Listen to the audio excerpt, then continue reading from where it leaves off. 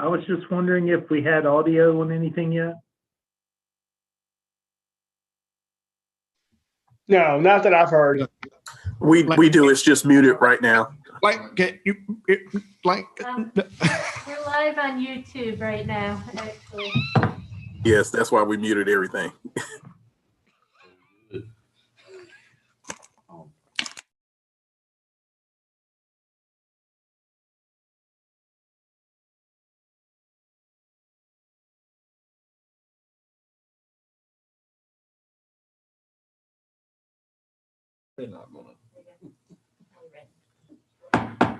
This time I'd like to call the Nash County Public Schools Board of Education to order. This is a special call meeting. I will call the roll at this time. Ms. Chavis, Mr. Edwards, here. Mr. Bizzett, Here. Mr. Sharp, Present. Mr. Dunton, Mr. Dunton. I see him, he's here. Mr. Jenkins, Here. Mr. Silver, He's here. Mr. Silver, okay. Ms. Washington, Here. Ms. E. Bullock, Here. Ms. S. Bullock. Here. I'm here, Mr.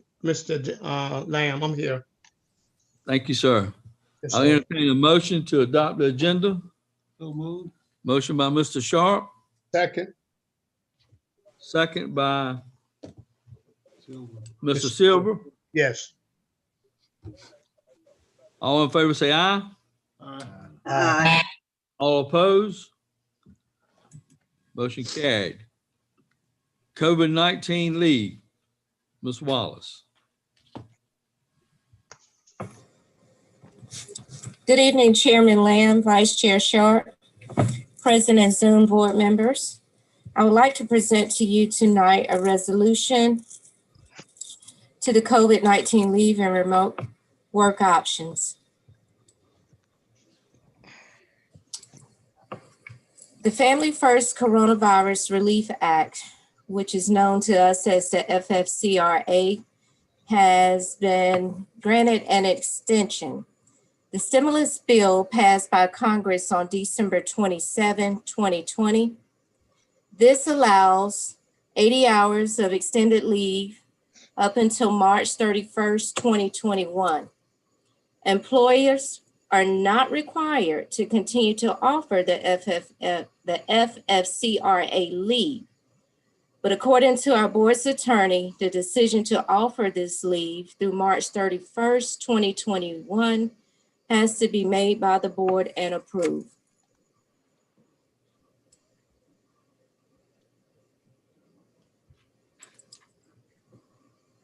If the extension is approved, this leave would only be available for those employees who have not already used the FFCRA leave. The decision can also be made to extend only Emergency Paid Sick Leave Act or only Emergency Family Medical Leave Expansion Act, FMLA, or both leaves. There's also a leave available called the Contagious Disease Leave.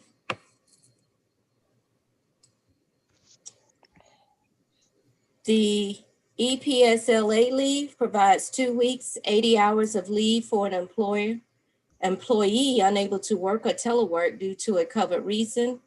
And this also applies to full and part-time employees. The qualifiers for this leave: it is subjected to federal, state, or local quarantine or isolation order, all related to COVID-19. Has been advised to quarantine by a health provider, person experiencing COVID-19 symptoms and seeking medical diagnosis, caring for an individual subject to a COVID-related quarantine, or caring for a child whose school or place of care is closed due to COVID-19. The EFMLA leave, this leave expands FMLA to cover leave needed due to child care related to COVID-19. This leave applies to full and part-time employees, It is also extended to temporary employees who have been employed for at least 30 calendar days at the time the leave is requested. The qualifiers for the FMLA leave is to care for the son or daughter under 18 years of age of such employee if the school or place of care has been closed, or the child care provider of such son or daughter is unavailable due to a public health emergency.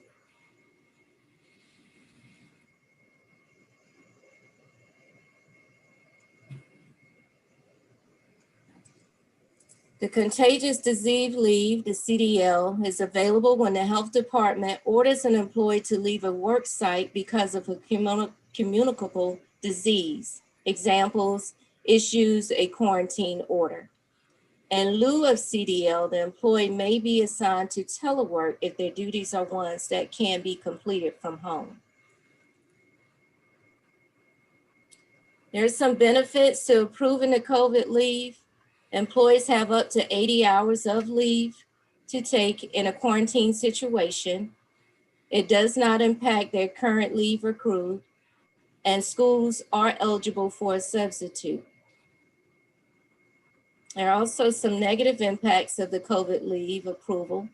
Employees must use their personal sick annual leave without pay if they have exhausted their 80 hours of leave prior to December 31st, 2020. And the district is assuming the cost of the substitute as well as paying the salary of the employee for up to 80 hours.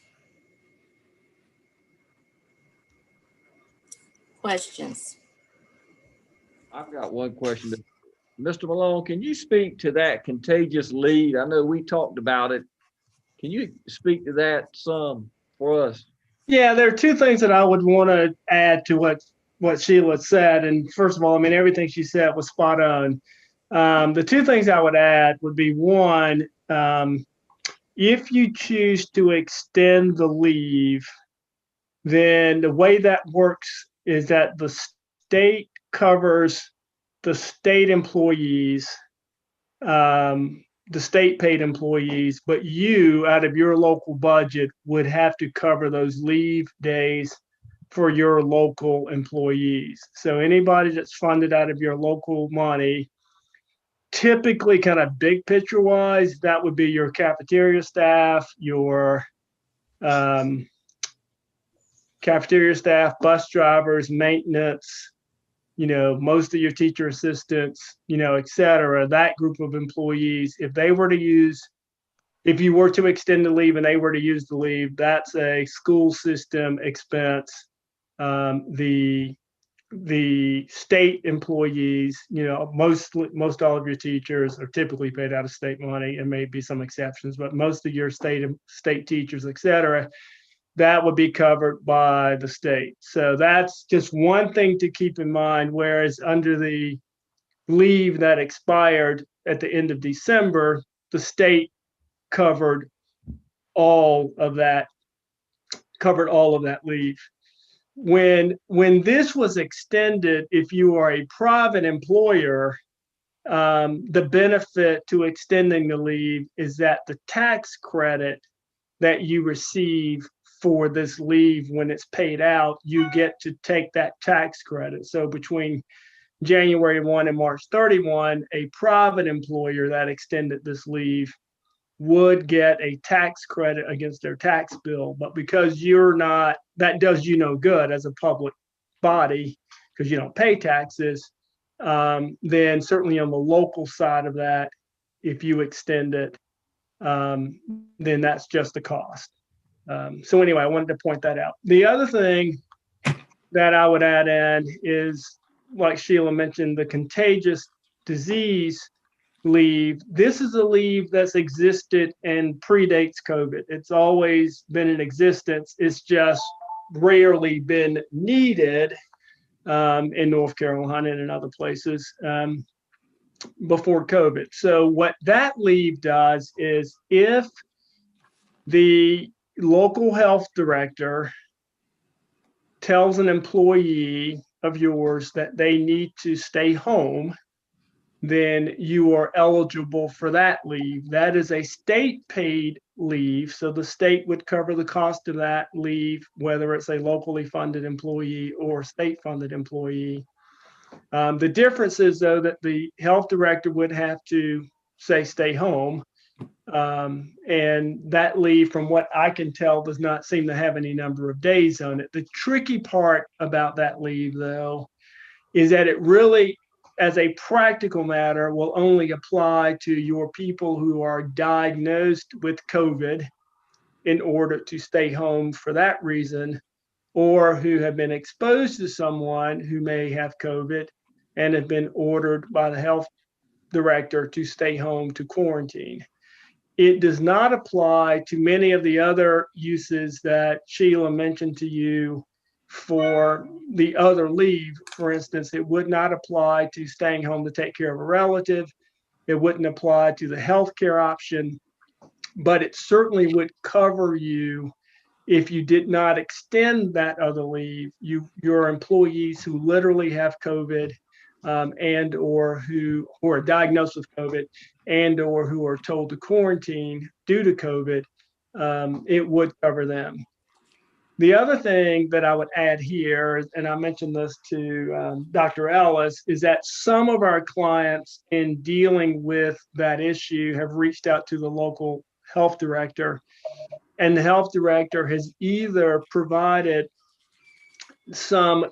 has either designated a school nurse as his or her designee to decide when people should stay home, so that the health director is not literally have to review every one of your potential cases, or they provided guidance that if an employee's doctor says that they have COVID, or and or need to quarantine because of COVID, that can be used as justification for the person to one, to stay home, but two, to apply the leave. So the key that Dr. Ellis and I talked about is that we certainly just want to make sure that if you are audited by the state or anybody on the use of this leave, that you've got something pretty clear from the health director about when it can be used, if the health director is going to assign it to you in some form or fashion, and that we keep really good records about making sure that we are applying whatever guidance the health director has provided. Or if you just want to take each individual case to the health director, that's certainly a possibility too. Those would be the things I'd want to add about that. So could the school nurse be like the liaison to the health department when we contact trace or something that someone has to be quarantined, and that school nurse could be that liaison to the health department and they instruct what we do?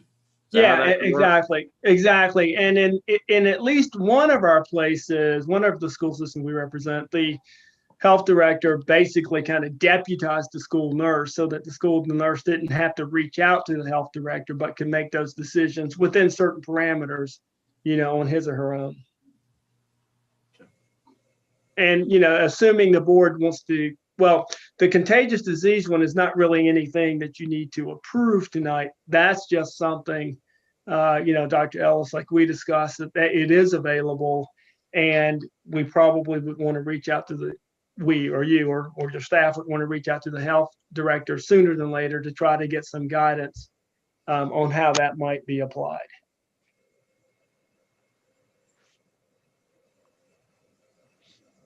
Anybody have any questions for Ms. Wallace or Mr. Malone?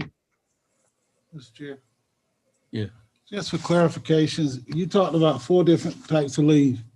Were they all inclusive in the FFCRA, or are they individual leaves? That's my first question. If that's for me, they're all inclusive. A part of the COVID leave pathways, as I call them. Some can be used depending on the qualifiers more so than others, but they all are a part of the First Family Coronavirus Relief Act. Except for the contagious one. Oh yes, except for that CDL one. That's the new one for us. That one's kind of a standalone. Yes. So the max amount of hours that they can leave is 80 hours? Yes, maximum of up to 14 days. Well, yes, yeah, let me just, she's exactly right. So the 80 hours is at full pay. After the 80 hours, then, when she talked about the emergency FMLA leave, that is available for another 10 weeks. So you got 2 weeks, assuming that these are 40-hour employees, because it's done by hours. So you got 80 hours, and then you get 10 weeks worth of hours. But when you get to the emergency FSLA leave, that leave is at 66% pay or 2/3 pay. So the first 80 hours full pay, the next 10 weeks are 2/3 pay.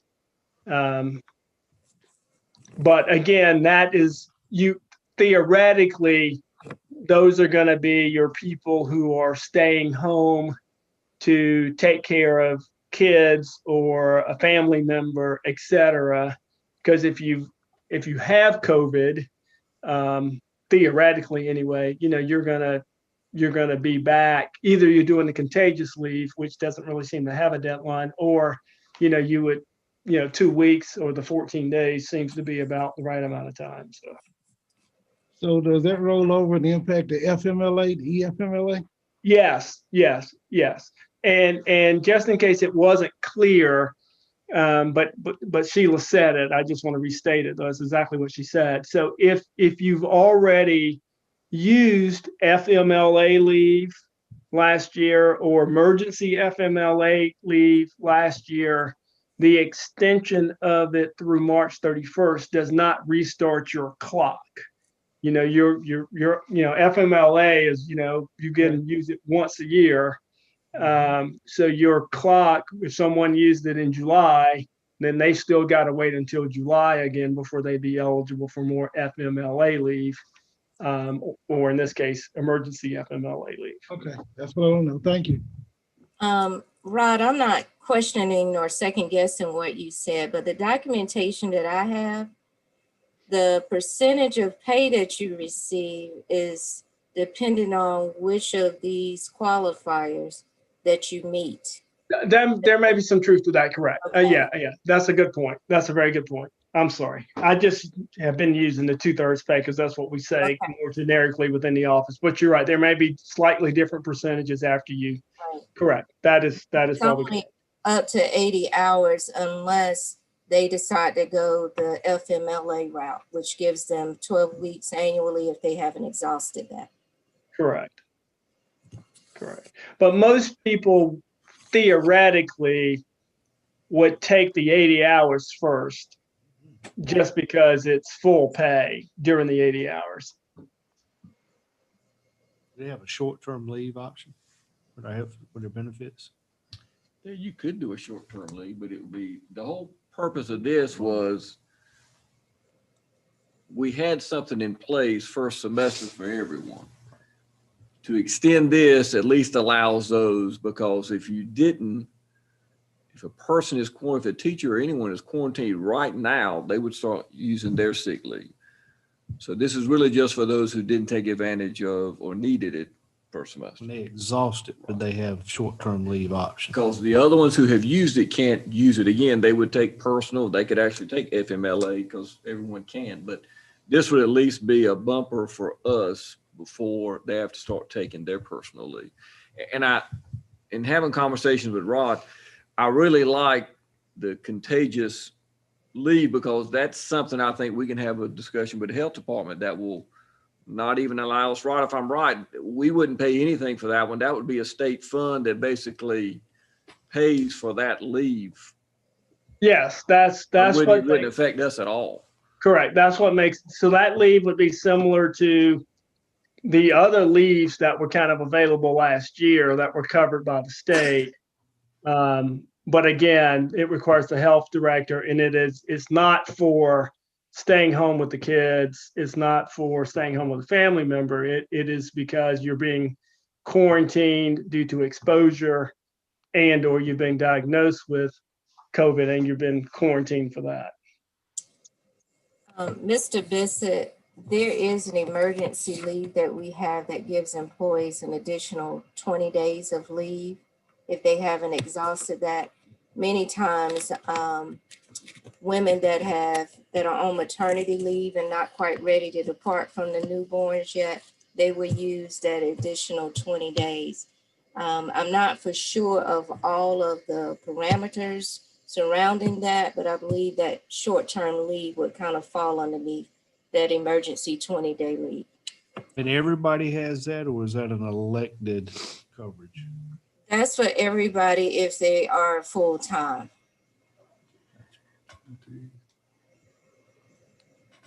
I have a question, if I may.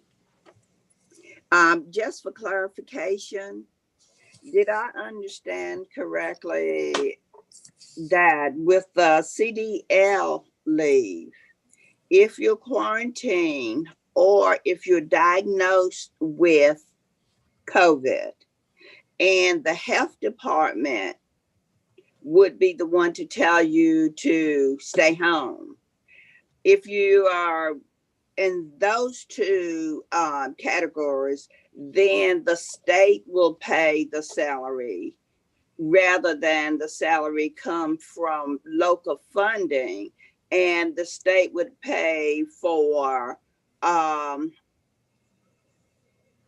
whether you're paid out of state funds or local funds, the state would still pay. Did I understand that correctly, or did I miss something? No, I think you stated it correct, that if it is the contagious disease leave, the health director says stay home, then it's covered by the state. And it can be either, as we understand it, either you have COVID or you've been exposed and been directed by the health director to stay home. And then the question is whether the Nash health director will either assign that to someone or otherwise make it easier for it to be handled. But worst case scenario, you would take each employee that might be in that situation and run that person by the health director. And to add on to that, the other leaves, then it would be our responsibility for paying our employees if they were, if they took leave under the other four? No, well, it depends. It depends on which one. So if the employee for all the other leaves that she described, if the employee is a state employee, like a teacher that's paid by the state, or most of the central office staff, let's say, that's paid by the state, those employees would be covered by the state. But if you are paying them out of your local funds, then you would be responsible for those. Right. CDL covers local also? Yes. It covers local, yes. but that's if the health director, again, says stay home.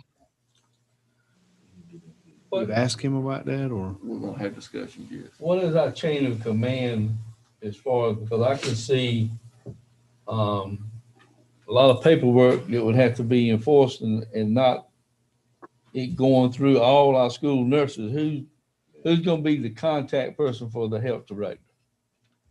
Well, that's part of what that's what Dr. Ellis and his staff would have to work out with the health director to decide how that's going to be handled. Again, some health directors have provided kind of a bulleted guidance to the superintendent's office, and then the superintendent's office can then make those decisions. It just will depend on how they want to handle that. Right now, currently, our process is if we have someone who has to be quarantined at home, that goes through our nurses and our principal. They collaborate on the matter based on the information that's shared with them by the individual. If it falls within the criteria for quarantine at home, then it's a 10-day if the individual tests positive, of course, for COVID from the date of testing positive, and it's a 14-day based on their contact with that person. And then there's a few other parameters that we work within. If an individual is in direct contact or in contact with someone living in their home who tests positive for COVID-19, then there's some parameters we work through there. But ultimately, the school nurse, in collaboration with the principal, based on the information presented and following the guidelines, make the decision of when that person or how long that person is at home. Who's the ultimate person that would make sure our finance department and all that's collaborating? So that could work between me, Dr. Catalano, and actually I was looking for Miss Wallace, but she's online, Miss Wallace. Well, I can just see the paperwork, going from one to the other, going to the health director and getting back to finance could be a problem if it wasn't. Because we have a nurse who's helping lead the process for us for COVID-19, who works with Miss Grant, and then Miss Grant would work with me, and then I would work with the individuals here at the district. Thank you. That's what I wanted to hear. Ms. Wallace, there's a code that the state is going to require if we use this, so that does it helps us kind of organize who's getting what, because I know they're giving a code on this extended leave. Is that right? Yes, sir. The codes are the same that we have used previously, but the codes really represent the percentage of pay they receive. And for our contact for the health department, it is Deb Terrell, our school nurse, and Christy Grant.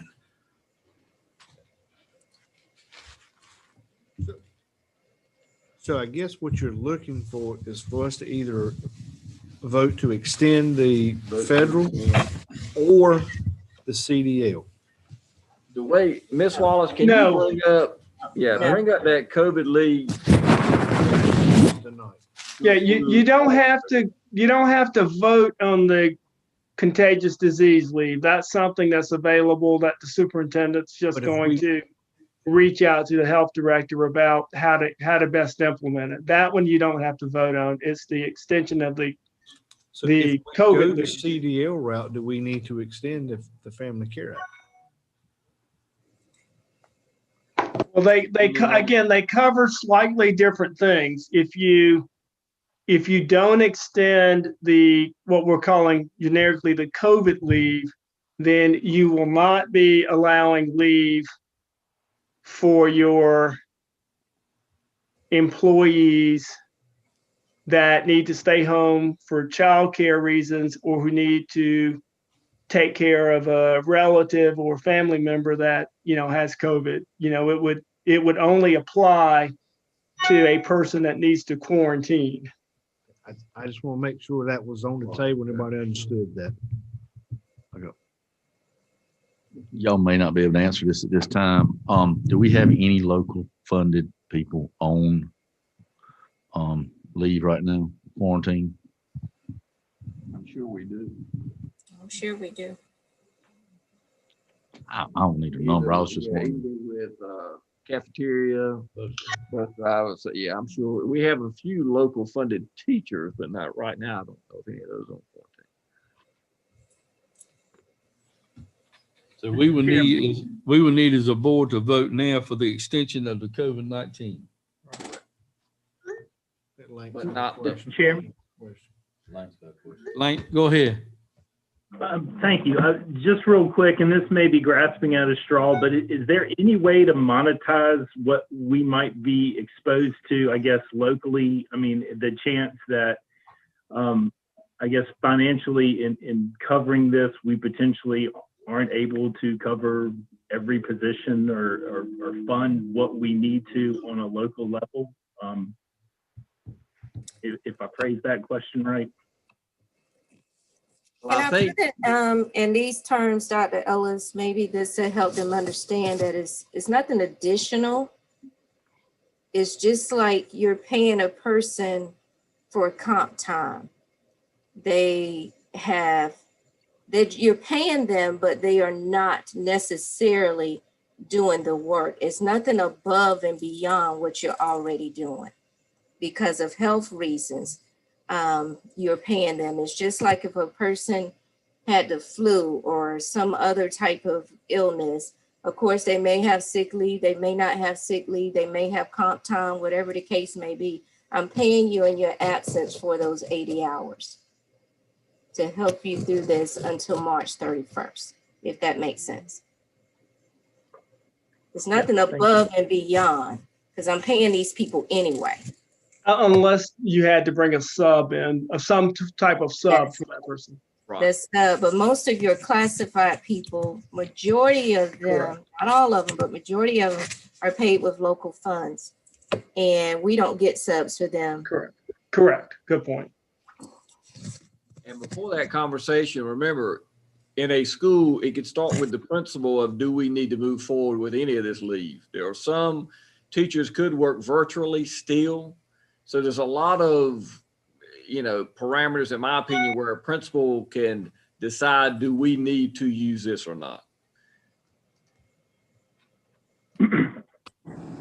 Mr. Chair, Yes. I make the motion that we approve to extend the 80 hours. The motion by Mr. Edwards, A second, second by Ms. Bullock. Bullock. Ms. E. Bullock, okay. Going by the vote, Ms. Chavis, Yes. Mr. Edwards, Yes. I'm a yes. Mr. Bissett, Yes. Mr. Sharp, Yes. Mr. Dunton, Yes, Mr. Chairman. Mr. Jenkins, Yes. Mr. Silver, Mr. Silver. He's He raised his muted. hand. He's raised his hand. He's a yes. Ms. Washington, Yes. Ms. E. Bullock, Yes, Ms. S. Bullock. Yes. Motion carried unanimously. COVID-19 graduation requirement waiver, Mr. Thompson.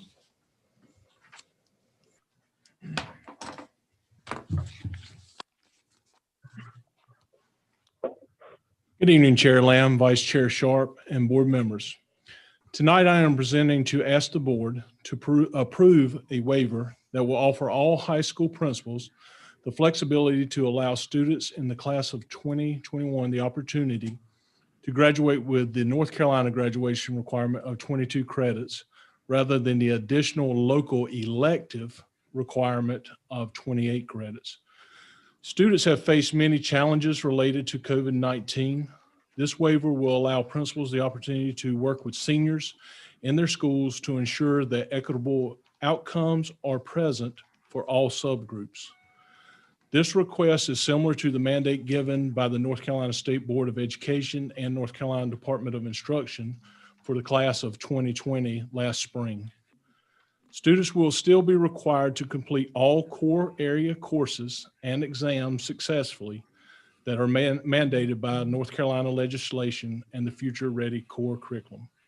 Once again, I would like to reiterate that this would only be 6 elective credits, no core classes. Dr. Ellis is requesting that the board approve a waiver for high school principals to have flexibility to allow students in the class of 2021 to graduate with the state requirement of 22 credits rather than the additional local elective requirement of 28 due to COVID-19 challenges. Any questions for Mr. Thompson? Yes. Yes. I just feel like if we reduce this, I understand these kids have gone through a lot, so has everyone, but we pretty much gave them from March 13th to the end of school last year. I just feel like this is not motivating the kids that have continued to do everything that they're supposed to do. So I just can't support this being that we're allowing somebody to graduate with 22 credits, whereas a lot of kids have gone to school every day and turned in their work, and we're going to reward people for, it's like a participation trophy, I feel like. So that's just my opinion. Mr. Chair, Yes, ma'am. could Mr. Thompson please reiterate or explain to us when he says electives, what he's referring to, because they still do have to meet the core. Is that not correct? Yes, ma'am. Every student still has to meet every core. That would be math, social studies, science, and all of our other English electives. Core. The electives would be only 6 that are required locally, and that could be any elective from any of our areas of, it could be CTE, it could be arts, it could be many things, elective PE. So it would not pertain to any core area for any student, and it would not reduce any mandates for exams that students must pass in order to be qualified for graduation. And once again, this is for not to give someone a pass. This is just before there may be opportunities where a student hadn't had opportunity to do credit recovery in some cases. The student may not have the same opportunities as other students. This was unanimously supported by our principals, our high school principals. And so I am bringing this before you with their support. Thank you. And Mr. Chair, I would like to make a motion that we proceed with this as presented. And I'll second that. Motion by Ms. Chavis, second by Ms. Bullock. Question. Mr. Chairman. Go ahead, Mr. Dunn. Just real quick, Mr. Thompson, it seems like in this, it leaves some discretion to our principals to whether scale it back to 22 or leave it at 26. Is there potentially any room there for discrepancy? I mean, where we might not treat every kid equally if there is some, I guess, autonomy to the principals to act in how they see fit. No, sir, I don't believe that. I believe this is done in good faith. This is for the child and to help the child. I don't think principals are looking for a way to penalize anyone. So I don't, in this case, it's more to help the child because of circumstances, and it allows the principal flexibility to able to work with the child and the parents of situations that may not have been helped. I'd like to make a comment. I agree with what Nash County Schools have 28 units to graduate. Yes, sir. But, you know, I would hate to have been a student in high school since last March and going through what they have gone through. Some of them might, like Mr. Thompson said, they haven't had a chance if they got behind to go to recovery. There are a lot of things they have not been able to do that during their regular school year they would have to do. And, you know, if 22 units is the North Carolina graduation units, it would be interesting to see how many other school units require just 22 units or they require more, but we don't have time to worry about that survey. We need to worry about our own. And that would be why one reason I would be for reducing it to 22 units this school year, just because of what our students have not had a chance to go through. And we have a motion. We have a second. Any other questions? Mr. Sharp? One more question. Did someone say something? I think it's Mr. Edwards. Mr. Edwards? If this is reduced, do the high school seniors just quit their electives at this point? No, sir, they will still be working because, and why it's important right now, because we're within the first 10 days and it's going to be important to align those students so that they are sure to get core classes. These students will continue on with all of their courses. And as we said, many students will have more than 28. Some will have 28. So it's not like it's a stop. This is because last time, if you remember from the state, it was just saying we're going to give 22 regardless. This is still, we're working, we're moving forward, but this allows the principal flexibility just in case they need to utilize it to help a student not get past core courses, but to help them because of situations that they have been dealt because of COVID. So the majority of our students will probably have 28 units. Or more. Yeah, they'll have more because you're going to get 32 if you run your gambit on being a senior. So you're only talking about a handful of kids that'll be getting a 22 credit diploma.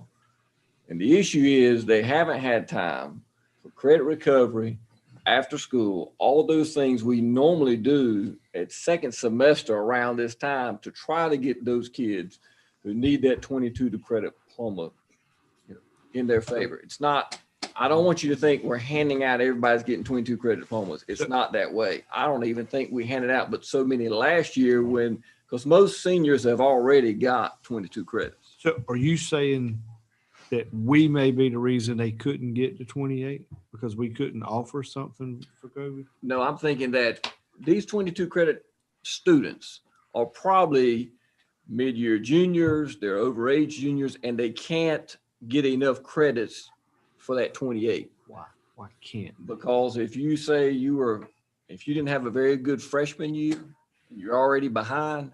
Usually in a high school, you can make some of those credits up. Whereas last year we couldn't do it this year because it's normally an after school type thing that we do. I think we did evening academy or something. We did a lot of those things. We couldn't offer Right. something. We couldn't let those kids come in to take the credit recovery. So, and I think it would be a good idea to let everyone see how many 22 credit diplomas we probably issued, because it's not going to be an overwhelming number, because most kids who are seniors right now, they already have 8 times 3, they already have 24 units right now. So But I just want to make sure they may be behind, that's their fault, but if we can't offer the services, that's our fault. You see what I'm saying? Again, I want to iterate core versus electives. To me, if you're not allowed to go to the building, I think a lot of these Right. things can't be done. That's on our end. Okay, we have a motion. We have a second. He had a. That's all right. We cut him off about 4 times. I'm serious. I said wait, basically. You got another question, Mr. Sharp? Go ahead. Well, I asked the first one. I just want to say, I understand what Ricky's talking about, because sometimes kids take advantage of that. But these are unforeseen circumstances that we have no control over. And I have all the confidence in the world in my principals and what they're doing as far as with the flexibility of those schedules they want our kids to achieve. So with that said, I agree. When I hear what Ricky's saying, I totally understand what he's saying, because I see it all the time. You have to realize, if you remember, when I was a freshman in college, we played a long time ago. We played around a lot. We didn't do the things we should have done. And then you try to catch up at the end of the year, or your sophomore, junior year. And it's the same, except they don't have the opportunity because of the COVID. And because we're on a block schedule, there's going to be more units involved anyway, instead of, we had 6 classes per year versus block. So one other question. Dr. Ellis knows what kind of student I was when I was in school. If I've got my 22 credits, what is going to be the repercussions or anything if they say, I ain't taking no more, I'm done, like Mr. Edwards said? I mean, well, that's going to be the piece between the principal, but I don't foresee that happening, because this is the reason why. This is a situation of where students may have 22, but they may not have all their core classes yet. So they may still be lacking like in English. So they have to have core classes to graduate regardless if we do 22 or 28. So it doesn't mean they're taking those core classes in sequential order.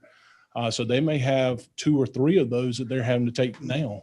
And that's a lot of cases. That's what's happening with the students with 22. They're having to get these core courses here in the end. They have to take 2 or 3 core classes the last semester and determine whether they're going to graduate anyway with 28 or not. It would be close on a normal year.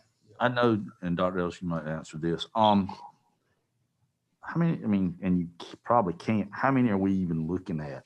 I mean, you say a few, but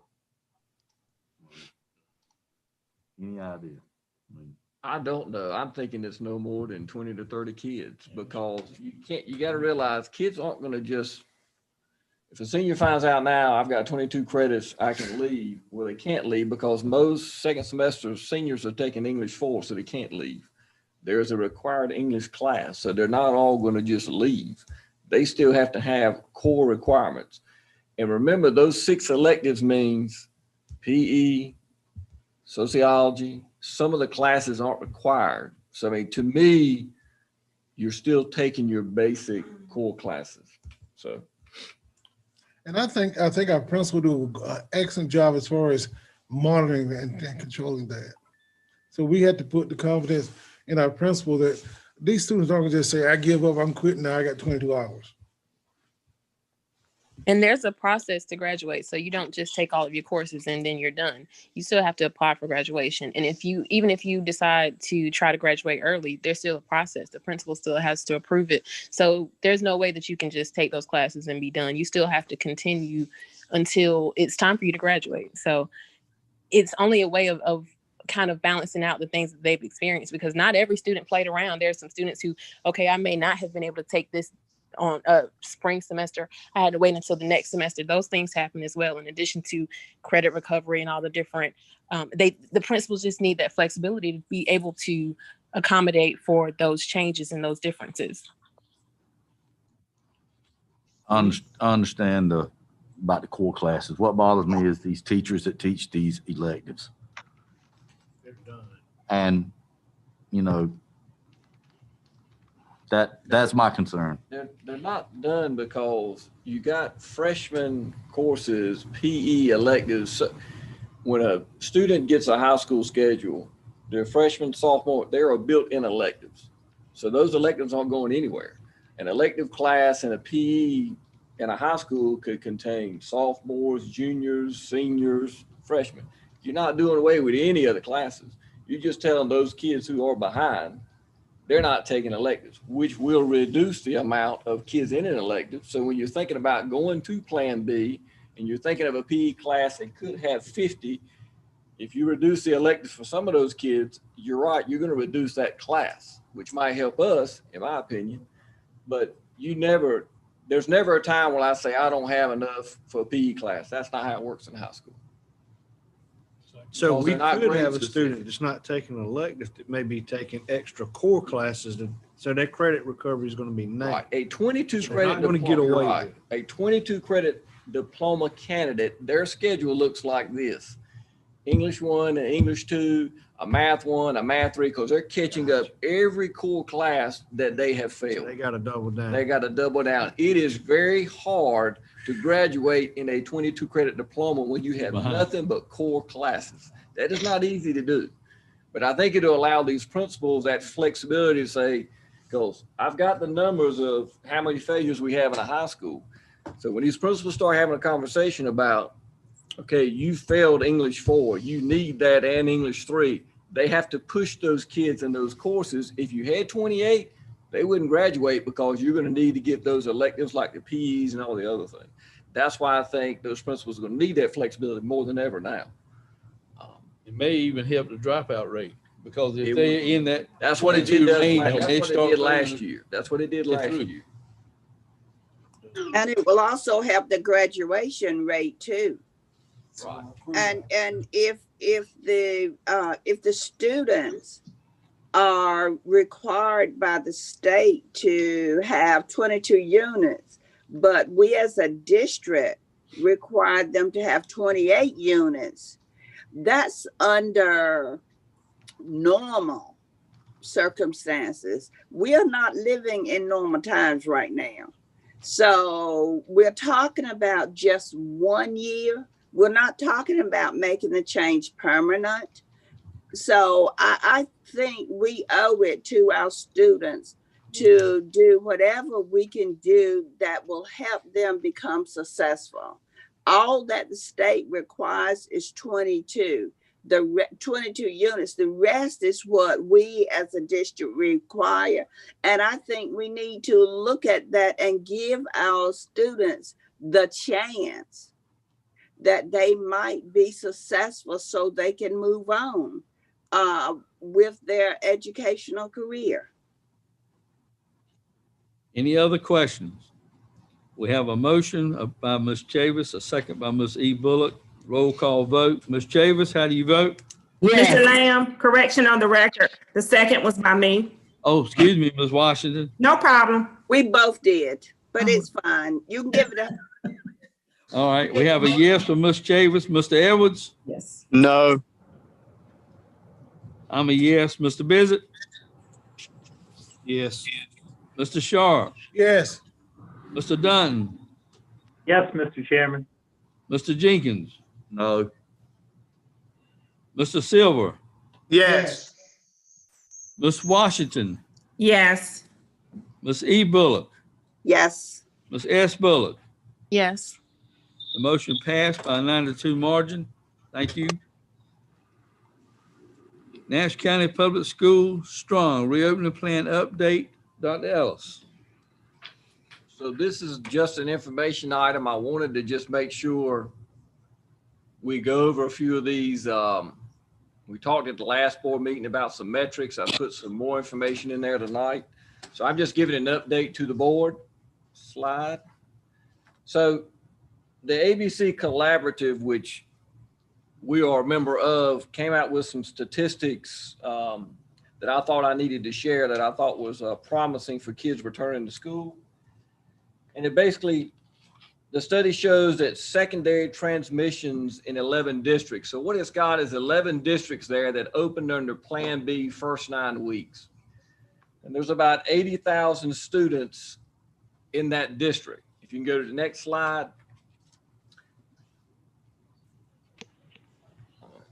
So what, of those 90,000 students, there was no instance of child to adult transmission of COVID were reported in schools. And that was pretty telling for me. And what it tells us is that most of the time when students are in schools, we are doing what we need to be doing to keep those kids safe, which are the 3 W's, you know, we're social distancing, the hand washing, and the mask. So that is a very telling slide for me because I thought that was very interesting based on what we're trying to do moving forward. Next slide. The next one just basically shows of those districts, it shows with the dotted line, the positivity rates are per 1,000 in those districts that they had school in. And although they had high positivity rates in those counties, those school districts were still below the numbers, which means they weren't catching COVID in the schools like outside. And I thought that was very telling, but back to my point, I think it's because we're practicing what they're telling us to do. The next slide. Mr. Farrow, if you will.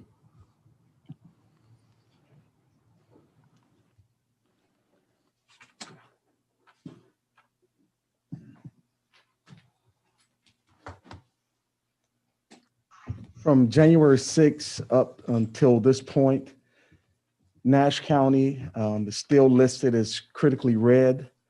Edgecombe County is still listed as substantially orange. That has not been updated by the state. We thought they were going to update it today, but that did not happen. So we're not sure when that update will occur. And I don't have my glasses, so you have to work with me. Get closer to the screen. Step back.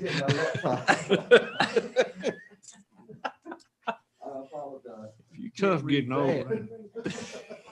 Just think it gets worse. I'm trying to figure out how you can't read things. I can't see that sign. You can't see that. You need more than glasses. You need surgery. It's a glare. He needs a cane. Hey, you need to see an eye dog.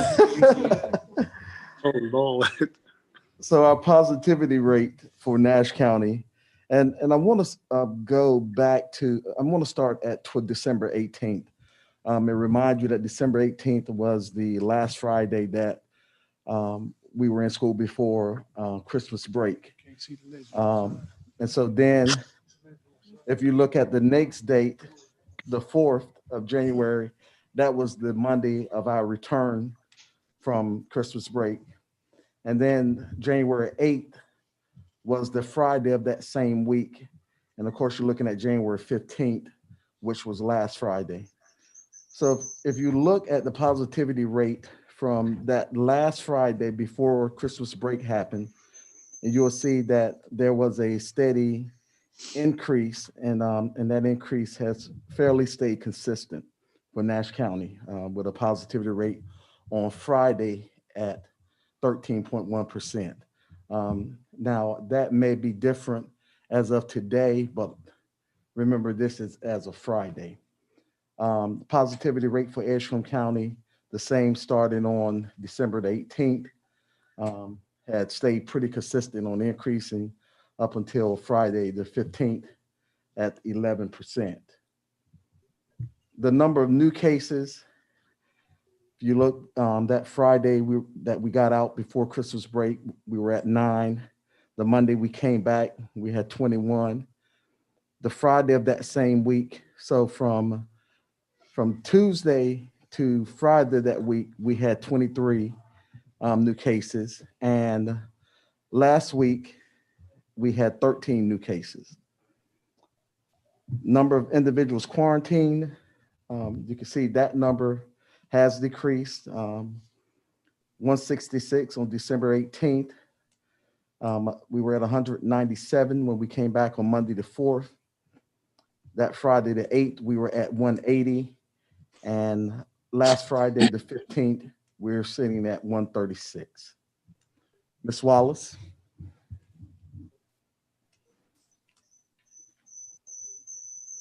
Okay, so we are looking at the number that of employees that are on leave. There are none at this point. Teleworking accommodations is still the same. We have no new ones, and that has been extended until January 22nd. So the next slide is from our last meeting. We talked about another type of metric we wanted to kind of start looking at, that was individual school, that instead of thinking about closing the whole district, we would start looking at how many teachers are quarantined in individual schools, from classrooms to hallways, to then decide a closure. So if you can, this is an example, and I'll get into the schools, but what we've got is we've got red, green, and yellow. So if a school is at 75% capacity, that would be a time where our team would go in and talk with the principal about, can you manage or operate this building effectively with that many teachers or classified or even administrators out. So the next, click that spreadsheet. This will show you the most updated. Ellis, Which, when you say total number of staff assigned to a facility, okay, are we getting this data by teachers, or is that total staff, custodians? I think it's total staff is what we're doing. So if a custodian's out, we can still, so do we have any data that shows just teaching? Yeah, we got, that's a different, we can show you on the spreadsheet, but all right, I'm trying to get to that. All right, go to the other one that says, and I'll show you the, all right. Okay, I'm not gonna look at that, I'm gonna look at mine. Okay. So, hang on, let me get mine open so I can read it. All right, so you can tell when we started this, you got isolated at home, telework, staff out due to accommodations or isolation, and then total number of staff assigned to the facility to get a, really to get a number of red, yellow, green. So you can kind of look down here and see that presently right now, you can look at like a Benvenue that's at 98% capacity, or teachers and staff in the building that are there. You got your hotspot that is DS Johnson, which they've improved because of the last week of the quarantine. Some of them are back. So you can kind of tell. Up here, so I can read it better. You can just see that every school has a percentage and a color. So you can tell that we only have one right now that would be considered a red school, which is Johnson. The other ones are in green. The few that are in yellow are in the 80s, and then they're in the upper 80s, which means there are enough staff members to have school. So what we'll do moving forward is when we go into plan B, when we see a red, you'll get a notification because you get this every Friday. And you'll know which schools we're going to go to start seeing if we need to shut down a hall, shut down a classroom, shut down a school. But it will be an individual school basis based on these metrics. Okay, so now we've tracked it. I guess this would be the third week because we started, I think, right after the last meeting, I think in January. All right. So next slide.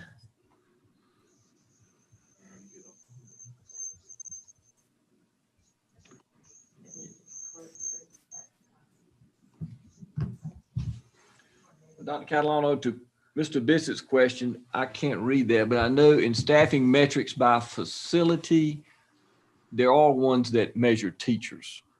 That's individual. So when we're looking at the quarantine numbers, I mean, So- they're important, but I can teach school without somebody to, Correct. And there's another tab in that spreadsheet that has closures for school. So what Mr. Farrow, Ms. Grant, Ms. Nancy Smith, and Mr. Thompson do is when a principal feels like they have got a lot of people out and aren't going to be able to manage opening the building, these numbers inform that.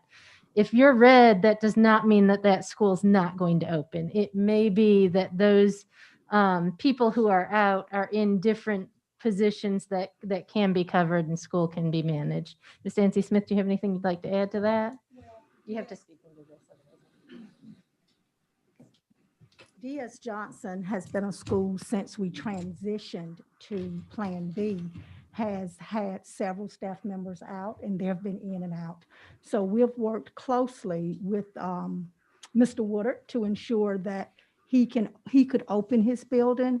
But when we think about all elementary principals, I would say that Sherry Wells at one point and Kristen Tedford were probably in positions where they were in dire straits.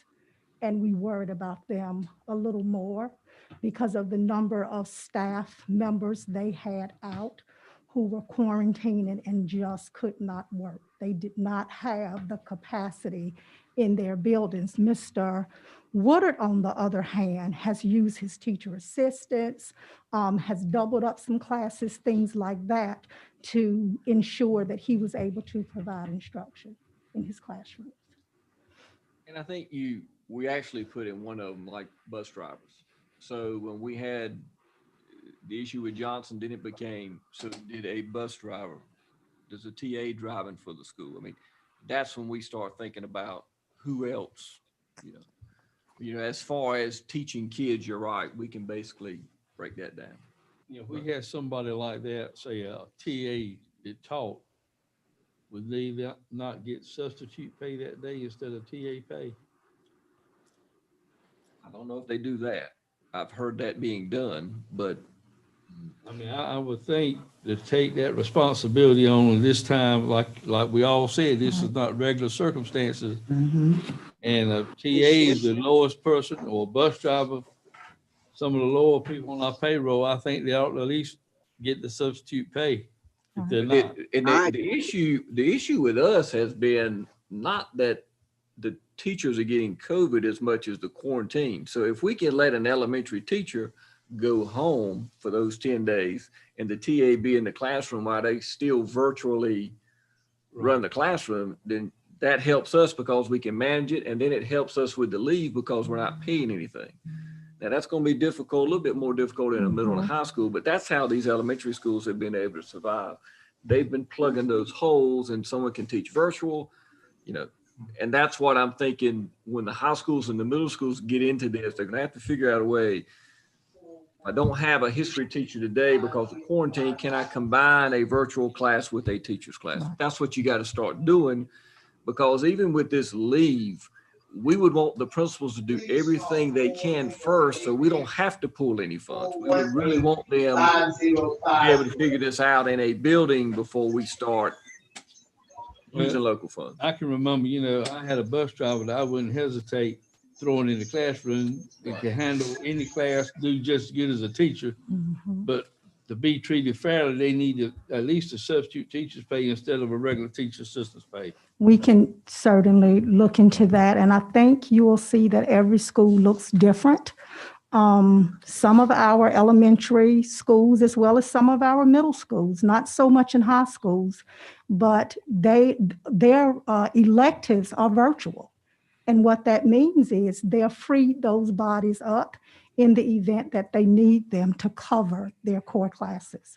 That's not to say that they're not important, but those classes, some of the principals felt that those classes were easier to record and teach virtually than some of the core classes. I know I would rather have a TA in that classroom than I would have an outside That's right. substitute in these circumstances. And just remember, our high schools and our middle schools don't have the luxury of having as many TAs because they're assigned to our elementary schools. So the last slide is just, and moving forward, you know, we are recommending going into Plan B. And I think that as long as we keep looking at these metrics, whether we tweak it like Mr. Bissett said and put teachers, bus drivers, custodians, and all that in a mix to still get some numbers of how we can operate a school, I think that's a good way to me moving forward into Plan B. So I just wanted to give an update because January 25th would be when we start school again, which means every school will be in Plan B. Secondary comes back and elementary's back. Okay. This is really, we don't need to vote on this. No, I just wanted to I just wanted to show you the I have a question. I have some questions too. Hey, Ms. Bullock. My first question is, if we were to close a school, not the district, how are the students going to make up what they missed? Because if school A is still having school and school B is out because of COVID, then school B is going to be behind school A. What happens to the students at school B? So school B would do nothing more than go remote like they were doing right now. So if we were to get the call and say that 50% of the staff is quarantined or have a COVID-19 cluster, what we would do is Dr. Catalano has the paperwork where we send messages out, principals send it, teachers send it, and then that whole group would go virtual. Even if we just shut down a class, you would just put everyone in that class, they would all go virtual. Okay. So they wouldn't miss that, Ms. Bullock. Okay, thank you. My next question is, has anybody looked at what our surrounding districts are doing? I know listening to the news, some districts are extending the in-person day Plan B because the metrics, our metrics are high, and we are already in red for Nash County, and we're substantially orange for Edgecombe County, which puts our kids at a great disadvantage. So have we looked at what our neighbors are doing? I have looked at what our neighbors are doing, but I think some are going back to B, some are going to C, extended. But I think once you look at basically, when we look at school to school and we have all that green, to me, it just seems like this would be a time that we could try to go to B. I think that gives parents options. If you don't want to send your child to school, you don't have to send your child to school. We have the option now. I do think that we need to watch metrics just like we've talked about. And I like when we have these 2-week sessions where we can just show this information. and also in the data points we talked about in that ABC collaborative, based on just because a district has a significant positivity rate in those school buildings, that's not where it's happening. Which gives me comfort, because that means if we do what we're needing to do, we can manage these schools, and we can be sensible that if there are some metrics that are getting out of hand, all we have to do is pull back, go to C, and try to manage it that way. All right. But the metrics are already there. They already look bad. I mean, they are. It's like if we're starting and we already are in the bad, I can't imagine that it's going to get better on its own, even with all these things in place. And I respect all the work that everyone's putting in, but we also have to think about our teachers. Have we surveyed our teachers? Have we asked those questions? If our principals have second thoughts about things that are going on, and they do, whether they've shared it, I haven't been in those meetings. Those teachers are saying the same thing. They're not ready to go into the building. There are metrics that don't show up. And we know that for a fact. And we can talk to our principals and we can talk to other teachers all day long and hear those things that don't necessarily show up in black and white. And I think we need to take those things into consideration, and we're not. Well, I think that when we started Plan B with elementary K-5 or K-3, and we started pre-K and K-3, I think everybody had angst and the fear of the unknown and didn't know what it was going to look like. And I just think the elementary schools seem to be working it out and figuring out. And I don't think that the angst is there anymore, because when you see 3 to 4 kids in your class every day, there is a little bit of ease. So I understand what you're saying, but I also think it's the fear of the unknown. And until we try something, I don't know how you go over that hurdle. All we can do is make sure you are staying safe by those 3 W's. It is obvious that it's working in elementary because it was lower. Also, one of my concerns is when I'm looking at the first semester results, if you look at elementary schools, their failure rate is much lower than middle and high school.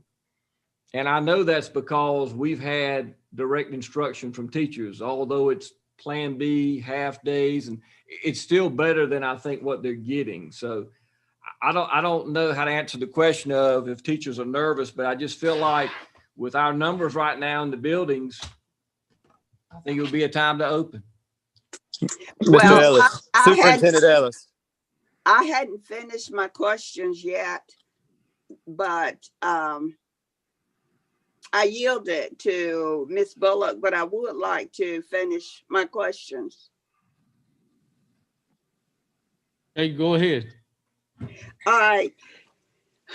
Statistics show, or they say they show, that children don't become affected with that virus so quickly.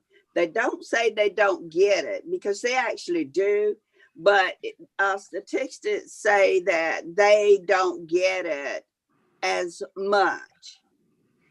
How do we know that while the children may not have an active case of COVID, we don't know that these children are not carriers, and they are infecting the grown-ups.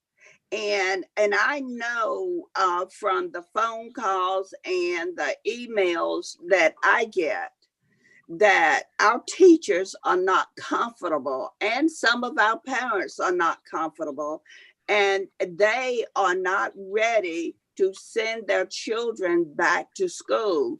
And I think it's going to be a mistake for us to do that as well, to send our kids back on the 25th. And we are sitting at a 13.1 positivity rate in Nash County and a positivity rate of 11.0 in Edgecombe County. To me, that tells me keep our children home if we care about children. And on another subject, my last point was I agree with our chair. If our TAs are asked to be the classroom teacher, that TA, from my perspective, should be paid at a higher rate than a TA's position is. That TA has the full responsibility of that classroom, and she should be compensated for that.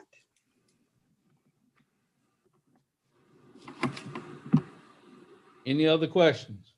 I have discussion, Mr. Chair. Okay. Ms. Washington? So it is my belief that everybody is safer at home. From what I'm hearing, we are working our teachers to death. The complexity of this, I feel like, is, impacting their mental abilities. And we all know that resonates into the classroom. So that is why I feel everyone is safer at home. Mr. Chair? Yes, Ms. Chavis? First, I would like to thank the central office staff for their diligence in working and doing so much hard work to research this. One of my questions, what about the new strain, the mutation that's happening? Are we in touch with our local health department and state people to look at North Carolina to see how we will be impacted if this is far more contagious than the first strain? How are we going to be prepared to adjust if we do go back to Plan B? How fast could we adjust? And what would be the guidelines you'd follow to make those adjustments? I like the idea of school by school, and I have another part too, but let me let you answer that one for me. Therefore, I mean, all I would do is talk with the health department, because the only thing the ABC Collaborative is talking about, the new strand, it says it could last longer.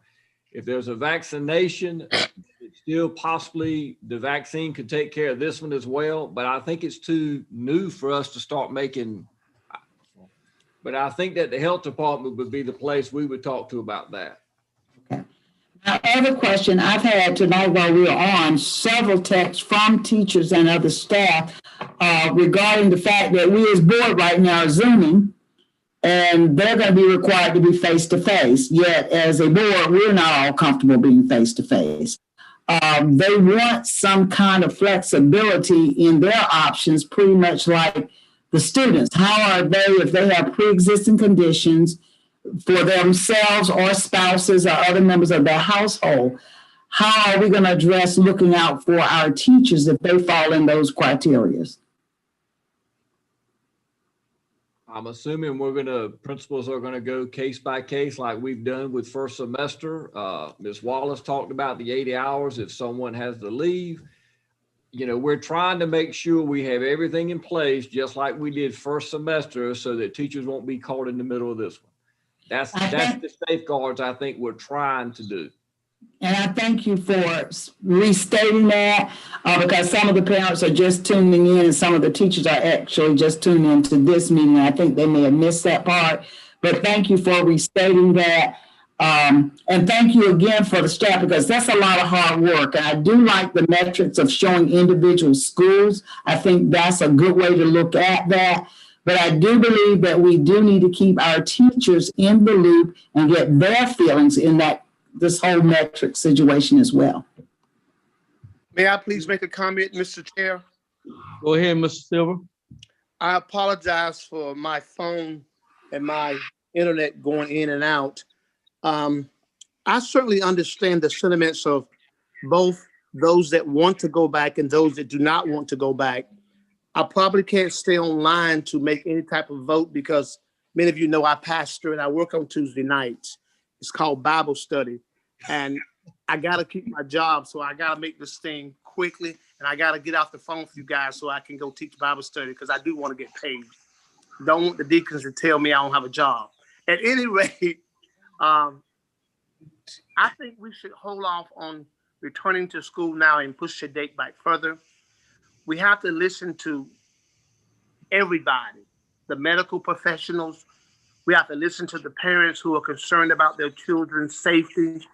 And we as a board should be concerned about not only the safety of our children, but we got to be concerned about the safety of the teachers and the staff members who work in these schools. Elementary school, I can kind of understand. I read the lady's email today. I was talking to one of my friends who's an educator, and we talked about that. But I'm just not in favor right now for the safety of all of our children to return to school. I know we have a lot of people who want to return, and that's what they're saying. But my argument and my stance is just not returning to school now for the safety of all of our children. Thank you for your time. And if you would indulge me, I'm going to ease off now because I've got to get ready for Bible study. Well, I've had 5 text messages. I had 2 from 2 teachers that wanted the kids back in school. I had 2 parents that wanted kids back in school. I had 1 parent that was against sending them back. That's all the communication I've had. This is for information only item.